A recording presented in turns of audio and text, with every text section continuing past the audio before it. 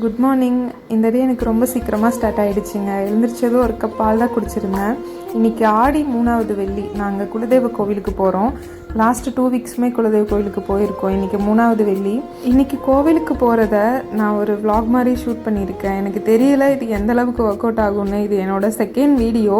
First ஒரு introduction video கொடுத்துருப்பேன். இது செகண்ட் வீடியோ. இதில் சும்மா ரேண்டமாக ஷூட் பண்ணியிருக்கேன். பிடிச்சிருந்தா லைக் பண்ணுங்கள். நான் காலையில் டிஃபனுக்கு வந்து தேங்காய் சட்னியும் தோசை பொங்கல் 3 ப்ரிப்பேர் பண்ணியிருந்தேன். தேங்காய் சட்னி கொஞ்சம் குவான்டிட்டி ஜாஸ்தி பண்ணிட்டோன்னா பொங்கலுக்கும் யூஸ் பண்ணிக்கலாம் இல்லைங்களா. ஹர்த்திக்கும் அவங்க டேடியும் கடைக்கு தான் போயிருந்தாங்க. ஹர்த்திக்குமே வந்தாச்சு. அவனுக்கு டேரெக்டாக டிஃபன் தான். ஹர்த்திக்கு 1.5 years ஆச்சுங்க. இது வரைக்குமே இன்னும் பாட்டில் ஃபீடிங் பண்ணலை. அது ஏன்னு தெரியல. அவனுக்குமே அது பெருசாக பிடிக்கல. அதனாலேயே கொஞ்சம் சீக்கிரமாக எழுந்திரிச்சு டிஃபனே ப்ரிப்பேர் பண்ணிட்டேங்க. இப்போ ஹர்த்திக்கு ப்ரஷ் பண்ணிவிட்டு அவனுக்கு தோசை தான் கொடுத்துட்ருக்கேன். இன்றைக்கி கோவிலுக்கு போகணும் இல்லைங்களா. ஸோ அவனை குளிக்க வச்சு தூங்க வச்சுட்டேன் அப்படின்னா அவள் எழுந்திரிச்சதும் ட்ரெஸ் மட்டும் போட்டு நம்ம கூட்டிகிட்டு போயிடலாம். தூங்கிட்டே இருந்தாலும் அப்படியே எடுத்துகிட்டு போயிடலாம். அதுக்காக கொஞ்சம் ஏர்லியராகவே குளிக்க வச்சுட்டேன். இதுக்கப்புறம் அவர் ஒரு 1 hour போல் தூங்குவார். தூங்கி எந்திரிச்சிட்டாருன்னா கோவிலில் அவரை ஹேண்டில் பண்ணுறது ரொம்ப ஈஸியாக இருக்கும். அதனால் தூங்க வச்சுட்டு தான் நான் பொங்கல் ப்ரிப்பேர் பண்ணியிருந்தேன்.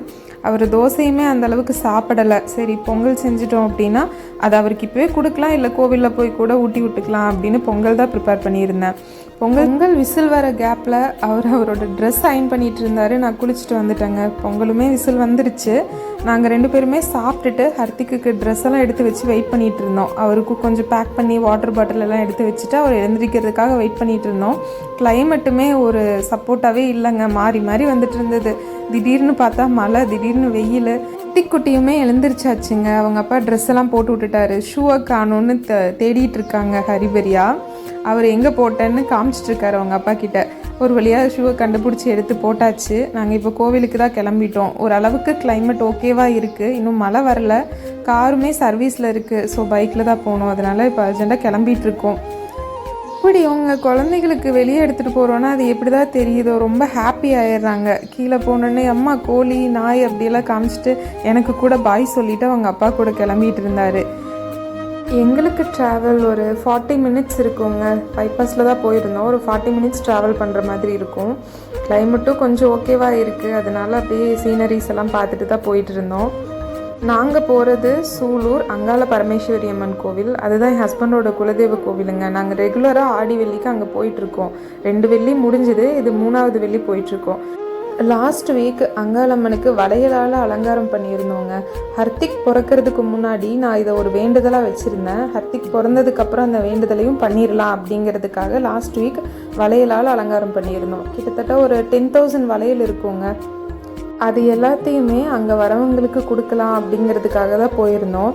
ஆனால் என்னவோ லாஸ்ட் வீக் வந்த கூட்டம் அந்தளவுக்கு இல்லைங்க. இந்த வாரம் கொஞ்சம் கம்மியாக தான் வந்திருந்தாங்க. அந்த வளையலுமே அப்படியே மாலையாகவே இருந்ததுங்க. எதுவுமே இன்னும் பிரிக்கலை. சரி எப்படியும் வரலட்சுமி விரதம் கடைசி ஆடி வெள்ளி அன்னைக்கு ரொம்ப ரஷ் ஆகும்னு பூசாரி சொல்லியிருந்தார். சரி அந்த வீக் கொடுத்துக்கலாம் அப்படின்னு விட்டாச்சு. இந்த வாரம் நானும் ஹர்த்திக் அவங்க அப்பா 3 பேர் தான் போயிருந்தோம். ஹர்த்திக்கை வச்சுட்டு நம்ம பிரித்து கொடுக்கறதெல்லாம் பாசிபிள் இல்லை. அதனால் இந்த வீக் கொடுக்கலங்க. அந்த வளையலையுமே இந்த வீடியோவில் ஆட் பண்ணுற பாருங்கள்.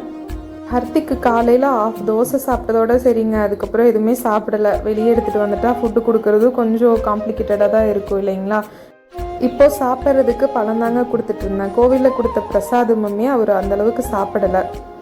ஹர்த்திக் குட்டியுமே நாங்கள் சொல்லி கொடுக்காம நிறையா விஷயம் எங்களை பார்த்து ஃபாலோ பண்ணுறாருங்க. சாமி அந்தளவுக்கு பொறுப்பாக சாமி கும்பிடுவார். தொட்டு தொட்டு கும்பிடுவார். அதெல்லாம் பார்க்குறதுக்கே ரொம்ப அழகாக இருக்கும். அதே சமயம் சேட்டையும் இருக்குங்க. விளக்கில் போய் கை வச்சிருவார். அவங்களுக்கு குழந்தைங்க சுடுன்னு தெரியாது. அதை நான் இவ்வளவோ சொல்லி கொடுத்துட்டேன். இதுதாங்க நாங்கள் பண்ணியிருந்த வளையல் அலங்காரம். அப்படியே அம்மனுக்கு போட்ட மாதிரி மாலையாகவே இருந்ததுங்க. அது இன்னும் பிரிக்கவே இல்லை.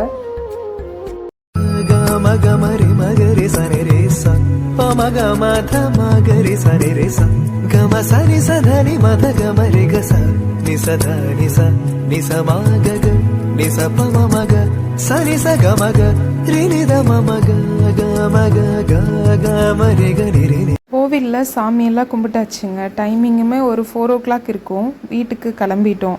போகும்போது சாந்திகேஸ் வரைக்கும் போயிட்டு கொஞ்ச நேரம் தம்பியை விளையாட விட்டுட்டு மெடிசன் கொஞ்சம் வாங்க வேண்டியது இருந்தது. வாங்கிட்டு வீட்டுக்கு போயிடலான்னு தான் பிளான் பண்ணியிருந்தோம்.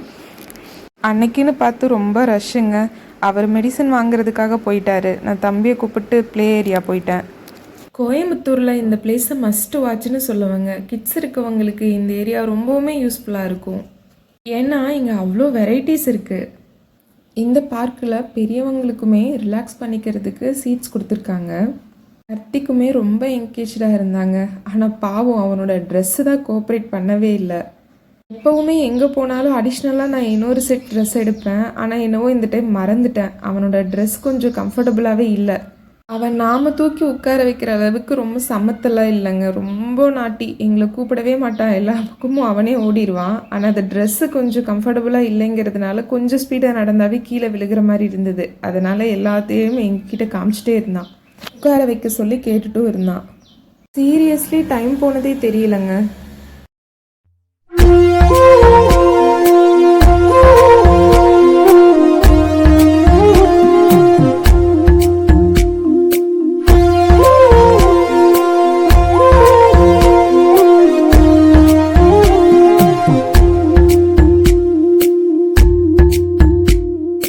அங்கேருந்து கிளம்பும்போது காருமே சர்வீஸ் பண்ணிட்டோன்னு கால் பண்ணியிருந்தாங்கங்க. போகிற வழி தான், காரையுமே எடுத்துகிட்டு போயிடலாம் அப்படின்னு தான் போயிருந்தோம். போயிட்டு என் அத்தை மாமா எல்லாம் பார்த்துட்டு அவங்களுக்கும் கோவில் பிரசாதம் கொடுத்துட்டு வீட்டுக்கு போயிட்டோங்க. தண்ணி இல்லை வீட்டில், ஒரு கேன் தான் வாங்கணும்னு சொல்லி பேசிகிட்டு இருந்தேன். டைமுமே நைட் 8 o'clock ஆகிடுச்சுங்க. இதுக்கு மேலே நம்ம டின்னருமே ப்ரிப்பேர் பண்ண முடியாதுன்னு ஹோட்டல்லே சாப்பிட்லான்னு முடிவு பண்ணிட்டோம். அவ்வளவுதாங்க, நான் இதோட இந்த வீடியோவை முடிச்சுக்கிறேன். உங்களுக்கு எங்களோட வீடியோஸ் பார்க்கணுன்னா எங்களோட சேனலை சப்ஸ்கிரைப் பண்ணுங்கள். தேங்க்ஸ் ஃபார் வாட்சிங். பாய்.